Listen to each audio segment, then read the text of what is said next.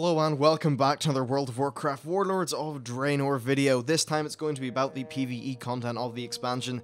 This one I'm actually quite excited about. So, Dungeons and Raids is going to be what this video is on. And first of all, let's talk about the dungeons. So, at launch there are going to be 7 complete ones, and 4 of these are going to be as you level, and 3 will be available at maximum level only. However, the good news is that these will all be available on normal, heroic, and on challenge mode. Now, they're also having Upper Blackrock Spire being rekindled as a new heroic dungeon, and what's cool about Blackrock Spire, it's also as a normal by the way, what's cool about this is that they're going to be completely redoing the inside of the place. Now, this is relevant because the Blackrock clan of orcs from Draenor are actually in the expansion, so it'll be interesting to revisit what they're like in our timeline. Overall, I think this is very, very damn cool. So yeah, normal, heroic and challenge are going to be there, and they're also going to do normal modes for maximum level dungeons. The reason for this is that they can have a better gear progression, so that you're still able to do the max level dungeons on normal difficulty to gear yourself up a little bit. Now, it does seem like because of this, heroics will be tuned a tiny bit harder because people will be able to attain slightly more gear. Now, also they talked about the possibility of patched dungeons. They said that they acknowledged it was a major issue for a lot of players in Mists of Pandaria, and the good news is they should probably be better at doing this. Now, they did give us a little bit of a preview of one of the places. This is called the Bloodmaw Slag Mines. Now, the ogres are basically mining in an active volcano. This is a 4-boss instance which is non-linear, and the ogres are putting the orcs and Draenei to work as slaves. So what you do in this place is you liberate all the different slaves, and you start a prison revolt, which sounds really cool, and then you kill the big head orc.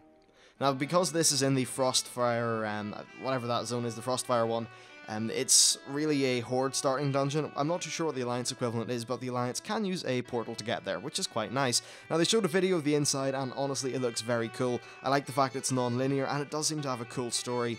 So the other places are the Blackrock Foundry, Arcanuodon, the Arakora Spines, the Shadow Moon Burial Grounds, the Iron Barracks, and that's all of them. So overall, Blackrock Foundry is basically a manufacturing sort of place for the Blackrock clan.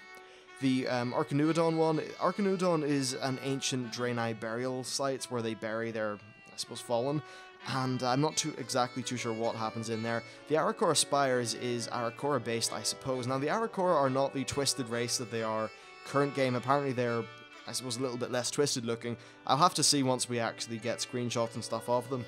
Then there's the Shadow Moon Burial Grounds, which are quite self-explanatory, and the Iron Barracks. The Iron Barracks is full of warriors of the Iron Horde, so we'll probably be going in there to disrupt them and cause a little bit of a ruckus. Now, let's talk about raids. This is what we all want to get into, right? So there are 2 new ones at launch, High Maul and the Blackrock Foundry, and there will be 16 bosses in total. High Maul is an ogre raid, and the Foundry is where the Iron Horde war machine is at its full might. It's a 10-boss raid, meaning that High Maul is a 6-boss raid, and just gotta say, there are some really cool features coming down in this video. Stay tuned, it's very nice. So, there are also going to be new world bosses, and they're going to be the same as the Mists of Pandaria world model, but they did say afterwards that they are learning on their previous implementations and how they can improve them, so hopefully things will make more and more sense, and mechanically they will, I suppose, instead of requiring a lot of coordination, they will require individual players to not mess up. In terms of, if you mess up, you die, but you don't take everyone else out with you. I think that's the best way to do this kind of thing.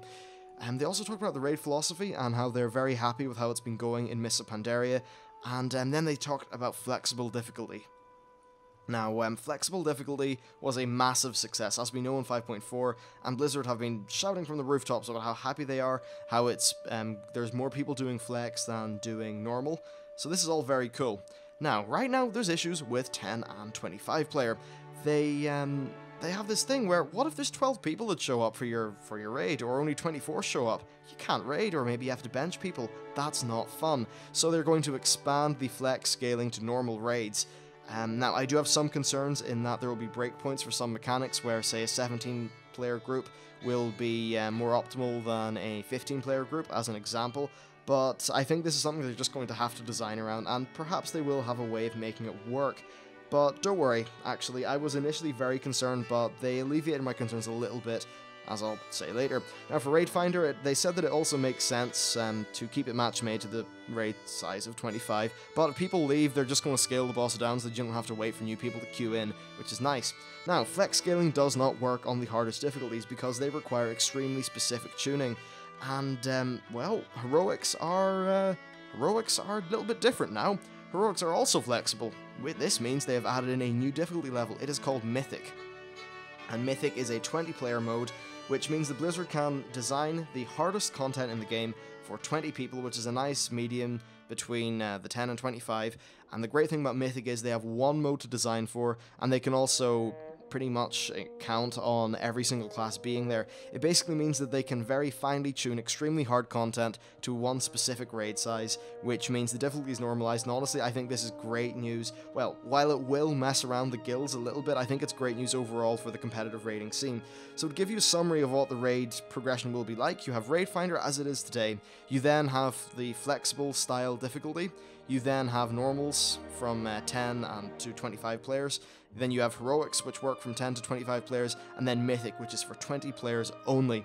So there we go, that's raids and dungeons in the new expansion. There is going to be a panel on it tomorrow, so expect any updates or things like that from that panel to be on the channel tomorrow. But for now, that's it for me. Please stay tuned to the channel for all the latest BlizzCon coverage. Thanks for watching, and I'll see you all next time.